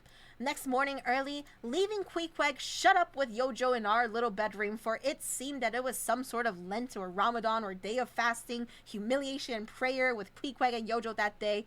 How it was, I never could find out, for though I applied myself to it several times, I could never master his liturgies and his 309 articles. Leaving Queequeg then fasting on his tomahawk pipe, and Yojo warming himself on his sacrificial fire of shavings, I sallied out among the shipping. After much prolonged sauntering and many random inquiries, I learnt that there were 3 ships up for 3 years' voyage: the Devil Dam, the Titbit, and the Picard. Devil Dam, I do not know the origin of. Titbit is obvious, is it? Picard, you will no doubt remember, was the name of a celebrated tribe of Massachusetts Indians, now extinct as the ancient Medes. I peered and pried about the Devil Dam, from her hopped over to the Titbit, and finally, going on board the Picard, looked around here for a moment, and then decided this was the very ship for us. You may have seen many a quaint craft in your day. For aught I know, square-toed luggers, mountainous Japanese junks. Why are you looking at their junks? Butterbox galleons and whatnot, but take my word for it, you never saw such a rare old craft as this same old rare Pequod. She was a ship of the old school, rather small if anything, with an old-fashioned claw-footed look about her, long-seasoned and weather-stained in the typhoons and calms of all 4 oceans. Her old hull's complexion was darkened like a French grenadier's who has alike fought in Egypt and Siberia. Her venerable bows looked bearded, her masts cut somewhere on the coast of Japan, where her original ones were lost overboard in a gale. Her masts stood stiffly up like the spines of the 3 old kings of Cologne. Her ancient decks were worn and wrinkled, like the pilgrim worshipped flagstone in Canterbury Cathedral, where Becket bled. Dude, I had to read something about the Canterbury Tales, dude. My fucking teacher made us recount it, like, for like 20% of our fucking grade. I'm not making this up. We had to memorize like the prologue for the Canterbury Tales. I don't know how to tell you guys this, but when something's like 20% of your grade, it drives you insane. I can still remember it, and you had to do it in old pronunciation. So, one that April with his shortest suitor, the drought of March had pierced to the rooter, and bursted every vein in sweet liquor, of which vertu engendred is a fleur, when zephyreth eke with his sweet breath. God, dude, I can still do it because it's so traumatizing. I hate that I can still do it. Absolute zero practical use to being able to do the fucking, yes, to be able to do the Canterbury Tales in a stupid accent. I know, it's in my fucking head forever and ever. I am speaking in tongues, which is something that I discovered real preachers do, and it pisses me off. Right? Chaucer, give me a pilgrim girl, and my life is yours. Shut up. Anyway, that was horrible. Never, ever, ever make somebody's never ever make someone's grade 20% of bullshit. God damn it. But to all these her own antiquities were added new and marvelous features pertaining to the wild business that for more than half a century she had followed. old Captain Peleg, many years her chief mate, before he commanded another vessel of his own, and now a retired seaman, and one of the principal owners of the Quad. This old Peleg, during the term of his chief mateship, had built upon her original grotesqueness, and inlaid it all over with a quaintness both of material and device, unmatched by anything except it be Thorkill Hake's carved buckler or bedstead. She was apparelled like any barbaric Ethiopian emperor, his neck heavy with pendants of polished ivory. She was a thing of trophies, a cannibal of a craft, tricking herself forth in the chased bones of her enemies. All round her unpaneled open bulwarks were garnished like one continuous jaw, with the long sharp teeth of the sperm whale inserted there for pins to fasten her old hempen thews and tendons too. Tongue twisters. Those thews ran not through base blocks of landwood, but deftly traveled over sheaves of sea ivory. Scorning a turnstile wheel at her reverend helm, she sported there a tiller, and that tiller was in one mass, curiously carved from the long, narrow lower jaw of her hereditary foe. The helmsman who steered by that tiller in a tempest felt like the Tartar, where he holds back his fiery steed by clutching its jaw, a noble craft, but somehow a most melancholy. All noble things are touched with that. Now, when I looked about the quarter deck for someone having authority in order to propose myself as a candidate for the voyage, at first I saw nobody, but I could not well overlook a strange sort of tent, or rather a wigwam pitched a little behind the main mast. It seemed only a temporary erection used in ports. It was of a conical shape, some 10 feet high. Damn, homie! 10 feet cock! 10 feet erection.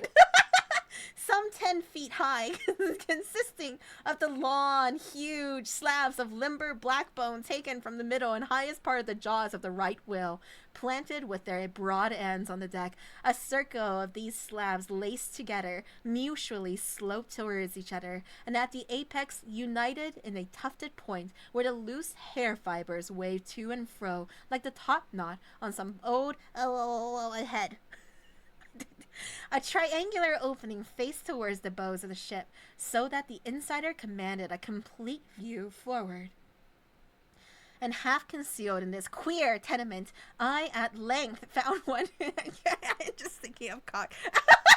I at length found one who by his aspect seemed to have authority, and who, it being noon and the ship's work suspended, was now enjoying respite from the burden of command. He was seated on an old-fashioned oaken chair, wriggling all over with curious carving, and the bottom of which was formed of a stout interlacing of the same elastic stuff of which the wigwam was constructed. There was nothing so very particular, perhaps, about the appearance of the elderly man I saw. He was brown and brawny, like most old seamen, and heavily rolled up in blue pilot cloth, cut in the Quaker style. Only there was a fine... Excuse me. Gotta blow my nose again.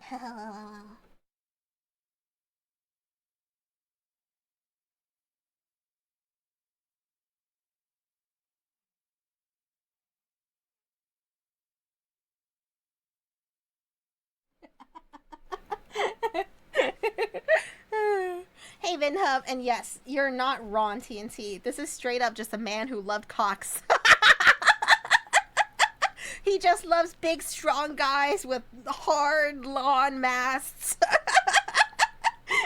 Yeah, Tajik, dude, the imagery of the book is outstanding. I'm more cultured from just reading 10 chapters of this book than anything else. Where are we?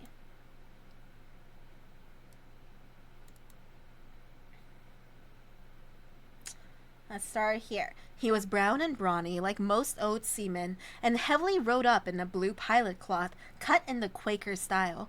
Only there was a fine and almost microscopic network of the minutest wrinkles interlacing round his eyes. Crow's feet, which must have arisen from his continual sailings in many hard gales, and always looking to windward, for this causes the muscles about the eyes to become pursed together. Such eye wrinkles are very effectual in a scowl. "Is this the captain of the Pequod?" said I, advancing to the door of the tent. Supposing it be the captain of the Pequod, what dost thou want of him? He demanded. I was thinking of shipping. Thou wast thou? I see thou art no Nantucker. Ever been in a stove-boat? No, sir, I never have. Dost know nothing at all about whaling, I dare say, eh? Nothing, sir, but I have no doubt I shall soon learn. I've been several voyages in a merchant service, and I think that merchant service be damned. Talk not that lingo to me. Dost see that leg? I'll take that leg away from thy stern if ever thou talkest of the merchant service to me again. Merchant service indeed. I suppose now ye feel considerably proud of having served in those merchant ships, but flukes, man, what makes thee want to go whaling, eh? It looks a little suspicious, don't it, eh? Hast not been a pirate, hast thou? Didst not rob thy last captain, didst thou? Dost not think of murdering the officers when thou gettest to sea? I protested my innocence of these things. I saw that under the mask of these half-humorous innuendos, this old seaman, as an insulated Quakerish Nantucketer, was full of his insular prejudices, and rather distrustful of all aliens, unless they hailed from Cape Cod or the Vineyard. What takes thee a whaling? I want to know that before I think of shipping ye. Well, sir, I want to see what whaling is. I want to see the world. Want to see what whaling is, eh? Have ye clapped eye on Captain Ahab? Who is Captain Ahab, sir? Aye, I thought so. Captain Ahab is the captain of this ship. If I am mistaken, then, I thought I was speaking to the captain himself. Thou art speaking to Captain Peleg. That's who ye are speaking to, young man. It belongs to me and Captain Bildad to see the Pequod fitted out for the voyage and supplied with all her needs, including crew. We are part owners and agents, but as I was going to say, if thou wantest to know what whaling is, as thou tellest ye do, I can put ye in a way of finding it out before ye bind yourself to it past backing out. Clap eye on Captain Ahab, young man, and thou wilt find that he has only one leg. What do you mean, sir? Was the other one lost by a whale? Lost by a whale? Young man, come nearer to me. It was devoured, chewed up, crunched by the monstrous parmesity that ever chipped a boat. I was a little alarmed by his energy, perhaps also a little touched at the hearty grief in his concluding exclamation, but said as calmly as I could, "What you say is no doubt true enough, sir, but how could I know there was any peculiar ferocity in that particular will, though indeed I might have inferred as much from the simple fact of the accident. Look'ee now, young man, thy lungs are a sort of soft, ye see. Thou dost not talk shark a bit. Sure, ye've been to sea before now, sure of that?" "Sir," said I, "I thought I told you that I had been 4 voyages in a merchant." "Hard down out of that! Mind what I said about the merchant service! Don't aggravate me! I won't have it! But let us understand each other. I have given thee a hint about what whaling is. Do you yet feel inclined for it?" "I do, sir." "Very good. Now art thou the man to pitch a harpoon down a live whale's throat and then jump after it? Answer, quick!" "I am, sir. If it should be positively indispensable to do so, not to be got rid of, that is, which I don't take to be fact." "Good. Again. Now then, thou not only wantest to go a whaling to find out by experience what whaling is, but ye also want to go in order to see the world? Was that what ye said? I thought so. Well then, just step forward there and take a peep over the weather bow, and then back to me and tell me what you see there." For a moment, I stood a little puzzled by this curious request, not knowing exactly how to take it, whether humorously or in earnest, but concentrating all his crow's feet into one scowl, Captain Peleg started me on the errand. Going forward and glancing over the weather bow, I perceived that the ship swinging to her anchor with the flood tide was now obliquely pointing towards the open ocean. The prospect was unlimited, but exceedingly monotonous and forbidding, not the slightest variety that I could see. "Well, what's the report?" said Peleg when I came back. "What did you see?" "Not much," I replied. "Nothing but water, considerable horizon though, and there's a squall coming up, I think." "Well, what dost thou think, then, of seeing the world? Do ye wish to go round Cape Horn to see any more of it, eh? Can't ye see the world where ye stand?" I was a little staggered, but go a-whaling I must, and I would, and the Pequod was as good a ship as any, I thought, the best, and all this I now repeated to Peleg. Seeing me so determined, he expressed his willingness to ship me. "And thou mayest as well sign the papers right off," he added. "Come along with ye." And so saying, he led the way below deck into the cabin. Cape Horn sounds like gay horn. It really does. Let's go to Cape Horn together.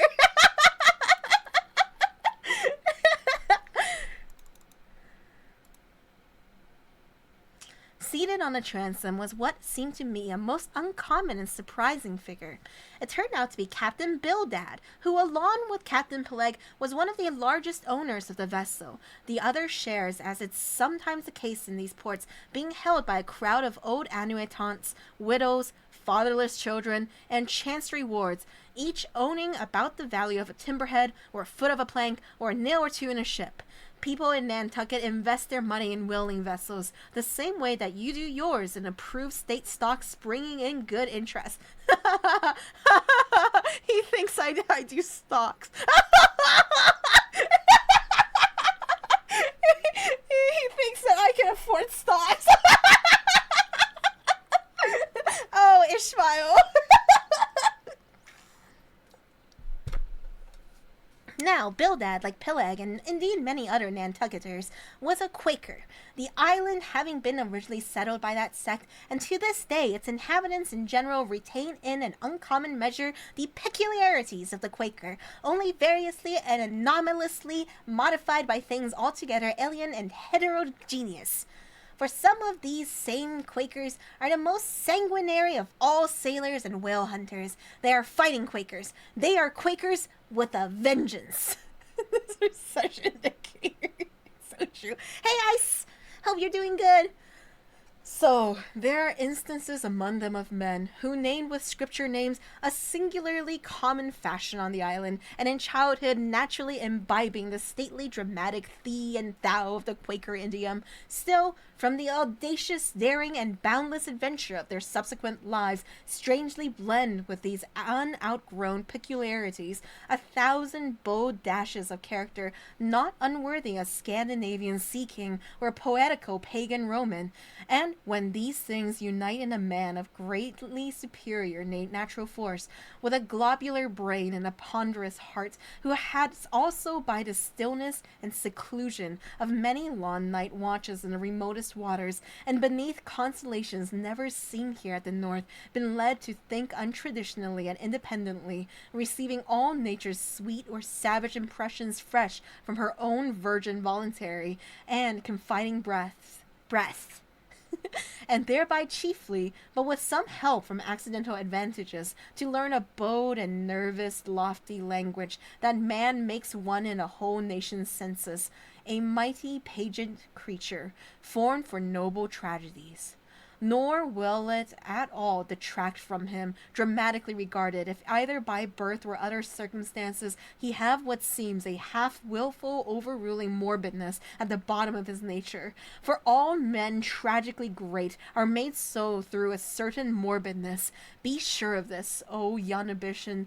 All mortal greatness is but disease. But as yet we have not to do with such an one, but with quite another, and still a man who, if indeed peculiar, it only results again from another phase of the Quaker, modified by individual circumstances. Like Captain Peleg, Captain Bildad was a well-to-do retired whaleman, but unlike Captain Peleg, who cared not a rush for what are called serious things, and indeed deemed those same serious things the veriest of all trifles, Captain Bildad had not only been originally educated according to the strictest sect of Nantucket Quakerism, but all his subsequent ocean life, and the sight of many unclad, lovely island creatures round the Horn, all that had not moved this native-born Quaker one single jot, had not so much as altered one angle of his vest.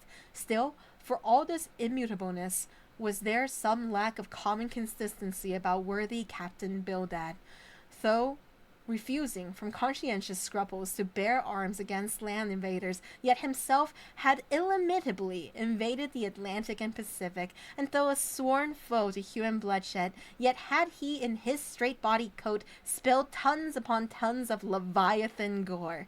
How now, in the contemplative evening of his days, the pious Bildad reconciled these things in the reminiscence I do not know, but it did not seem to concern him much, and very probably he had long since come to the sage and sensible conclusion that a man's religion is one thing, and this particular world, this practical world, quite another. This world pays dividends, rising from a little cabin boy in short clothes of the drabbest drab to a harpooner in a broad, shad-bellied waistcoat, from that becoming boat-header, chief mate and captain, and finally a ship owner. Bildad, as I hinted before, had concluded his adventurous career by wholly retiring from active life at the goodly age of 60 and dedicating his remaining days to the quiet receiving of his well-earned income. I'm doing good, you cat. Hope you're doing good. Drinking water. Now, Bildad, I am sorry to say, had the reputation of being an incorrigible old hunks. And in his seagoing days, a bitter, hard taskmaster. They told me in Nantucket, though it certainly seems a curious story, that when he sailed the old Cape Guts whaleman, his crew, upon arriving home, were mostly all carried ashore to the hospital, sore, exhausted, and worn out. For a pious man, especially for a Quaker, he was certainly rather hard-hearted, to say the least. He never used to swear, though, at his men, they said, but somehow he got an inordinate quantity of cruel, unmitigated hard work out of them. When Bildad was a chief mate, to have his drab-colored eye intently looking at you made you feel completely nervous till you could clutch something, a hammer or a marling spike, and then go to work like mad at something or other, never mind what. Indolence and idleness perished before him. His own person was the exact embodiment of his utilitarian character. On his long, gaunt body, he carried no spare flesh, no superfluous beard, his chin having a soft, economical nap to it, like the worn nap of his broad-brimmed hat. Such, then, was the person that I saw seated on the transom when I followed Captain Peleg down into the cabin. The space between the decks was small, and there, bolt upright, sat old Bildad, who always sat so, and never leaned, and this to save his coat-tails. His broad brim was placed beside him, his legs were stiffly crossed, his drab vesture was buttoned up to his chin, and spectacles on nose. He seemed absorbed in reading from a ponderous volume. Hi, E-Pad! Hi, next time! One sec, blow my nose a little.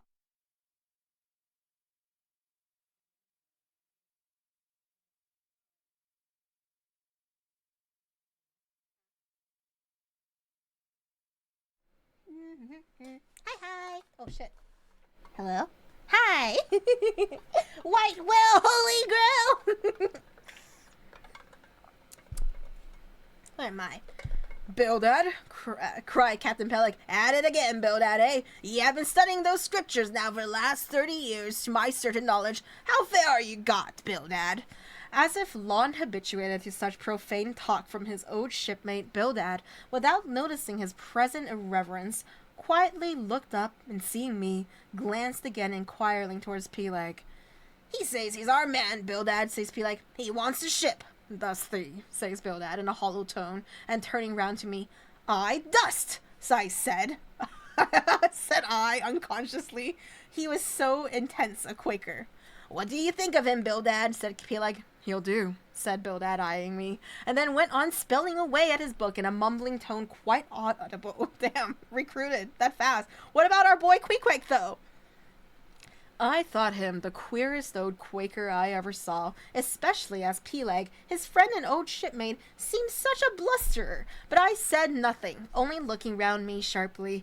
Peleg now threw open a chest, and drawing forth the ship's articles, placed pen and ink before him, and seated himself at a small table.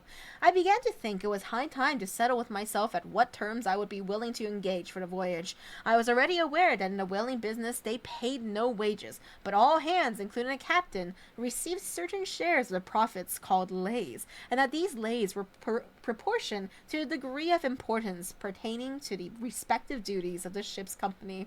I was also aware that being a green hand at whaling, my own lay would not be very large, but considering that I was used to the sea, could steer a ship, splice a rope, and all that, I made no doubt that from all I had heard I should be offered at least the 275th lay. That is, the 275th part of the clear net proceeds of the voyage, whatever that might be. And though the 275th lay was what they call a rather long lay, yet it was better than nothing, and if we had a lucky voyage, might pretty nearly pay for the clothing I would wear out on it, not to speak of my 3 years' beef and board, for which I would not have to pay 1 silver.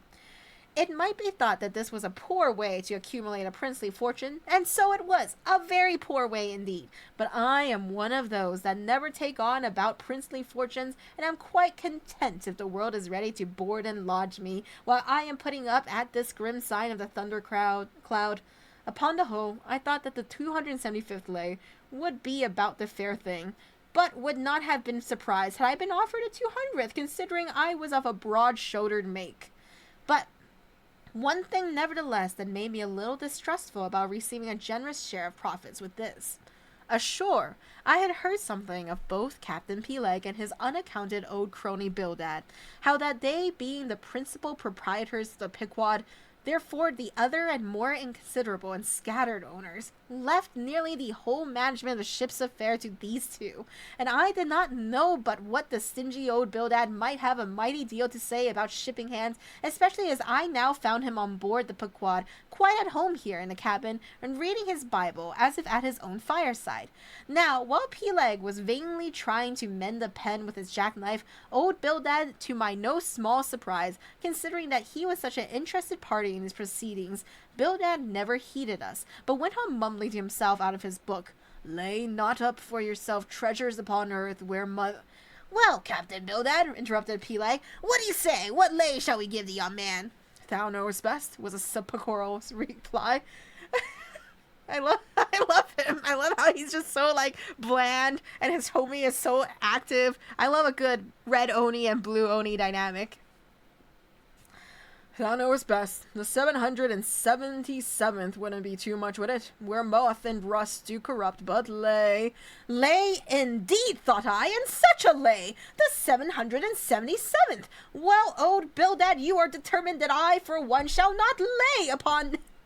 Not lay many lays here below, where moth and rust do corrupt. It was an exceedingly long lay, that, indeed, and though from the magnitude of the figure it might at first deceive a landsman, yet the slightest consideration will show that though 777 is a pretty large number, yet when you come to make a tenth of it, you will then see, I say, that a 777th part of a farthing is a good deal less than 777 gold doubloons, and so I thought at the time.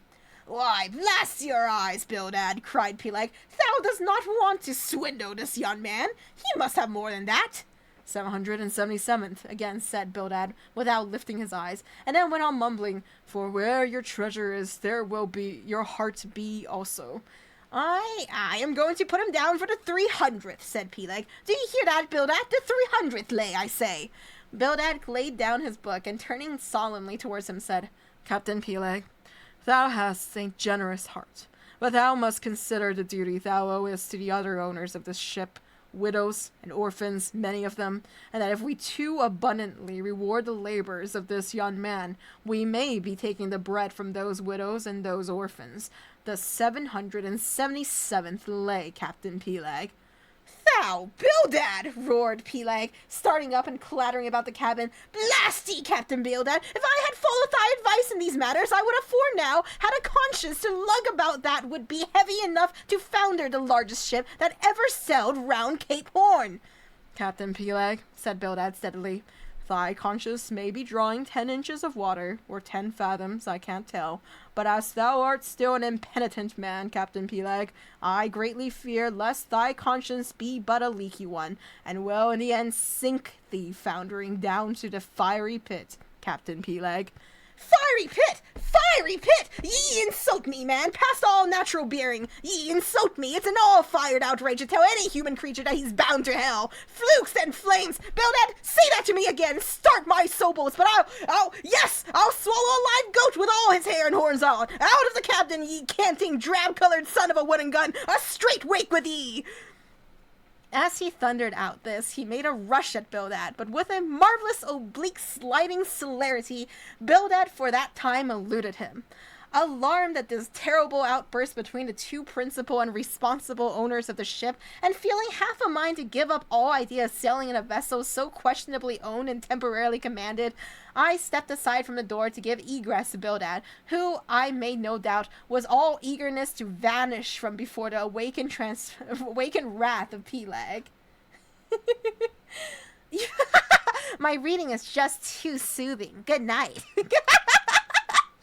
But to my astonishment, he sat down again on the transom very quietly, and seemed to have not the slightest intention of withdrawing. He seemed quite used to impenitent Peleg and his ways. As for Peleg, after letting off his rage as he had, there seemed no more left in him, and he too sat down like a lamb, though he twitched a little as if still nervously agitated. He whistled at last. The squall's gone off to leeward, I think. Bildad, thou used to be good at sharpening a lance. Mend that pen, will ye? My jackknife here needs the grindstone. That's see, thank ye, Bildad. Now then, my young man, Ishmael's thy name, didn't ye say? Well then, down ye go here, Ishmael for the 300th lay. Captain Peleg, said I have a friend with me who wants a ship too. Shall I bring him down tomorrow? To be sure, said Peleg. Fetch him along, and we'll look at him. What lay does he want?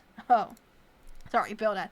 What lay does he want? Groaned Bildad, glancing up from the book in which he had again been burying himself.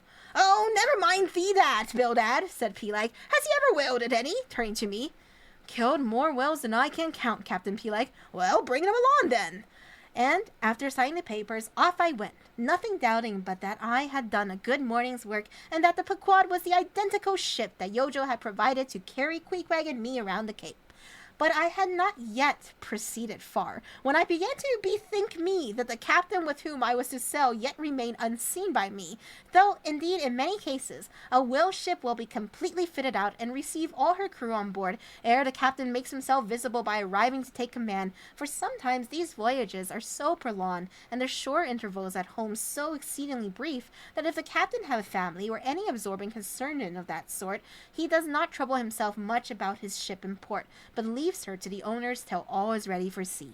However, it is always as well to have a look at him before irrevocably committing yourself into his hands. Turning back, I accosted Captain Peleg, inquiring where Captain Ahab was to be found. And what dost thou want of Captain Ahab? It's all right enough, though. Art shipped. Yep, but I would like to see him. Wait, which one, Peleg? Yeah. But I don't think thou wilt be able to at present. I don't know exactly what's the matter with him, but he keeps close inside the house. Sort of sick, and yet he don't look so. In fact, he ain't sick, but no, he isn't well either. Anyhow, young man, he won't always see me, so I don't suppose he will thee. He's a queer man, Captain Ahab, so more think, but a good one. Oh, thou'd like him well enough, no fear, no fear. He's a grand, ungodly, godlike man, Captain Ahab. Doesn't speak much, but when he does speak, then you may well listen. Mark ye, be forewarned. Ahab's above the common. Ahab's been in colleges, as well as among the cannibals, been used to deeper wonders than the waves, fixed his fiery lance in mightier stranger foes than whales. His lance, aye, the keenest and the surest that all of our isle. Oh, he ain't Captain Bildad, no, and he ain't Captain Peleg. He's Ahab, boy, and Ahab of old, thou knowest, was a crown king, and a very wild who was saying this? And a very vile one. When that wicked king was slain, the dogs did they not lick his blood? Come hither to me, hither, says Peleg with a significance in his eye that almost startled me.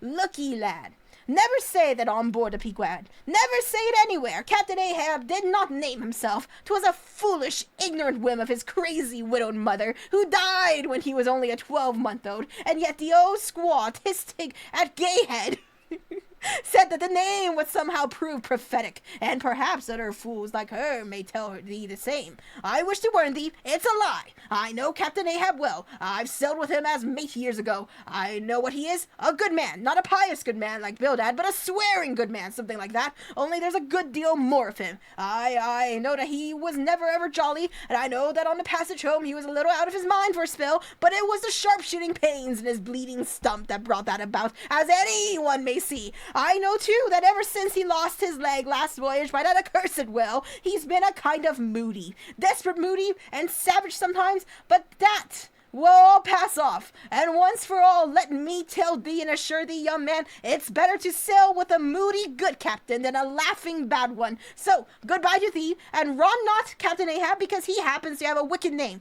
Besides, my boy, he has a wife, not 3 voyages wedded, a sweet resigned girl. Think of that. By that sweet girl, and that old man has a child. How do you then there can be any utter hopeless harm in Ahab? No, no, my lad, stricken blasted if he be, Ahab has his humanities. Okay.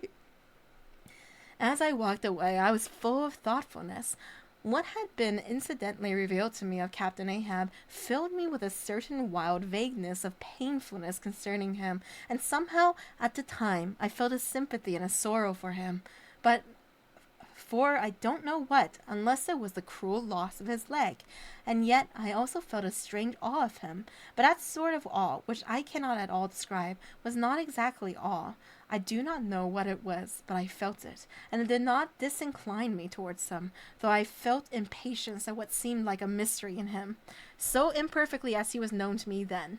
However, my thoughts were at length carried in other directions, so that for the present dark Ahab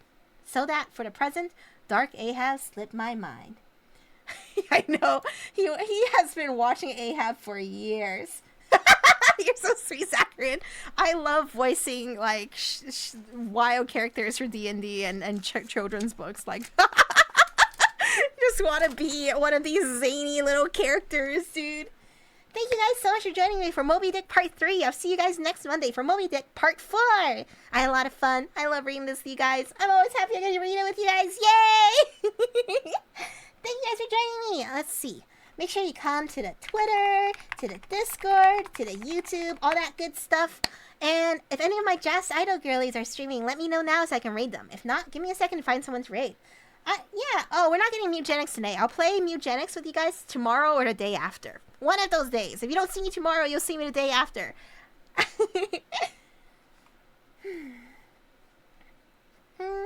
Tane is on. Thank you. Let me go find us. Tane Sensei. Tane is our sweet succubus sensei. I love her so much. She is so sweet. She is so talented. I would kill for her. Da da da da da da da da da da da da da. Guys, this That's smiling my friends. sweet succubus sensei! Queequeg raid, we'll take it. Queequeg time! Alright guys, thank you guys so much for joining me. I had a blast. I'll see you guys around. See you guys later this week for Mutagenics and whatever we get up to. Counting guys down.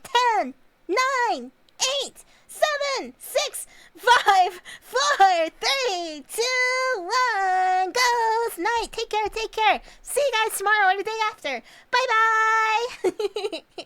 Bye-bye. Take care. I love you. No, be safe. Bye.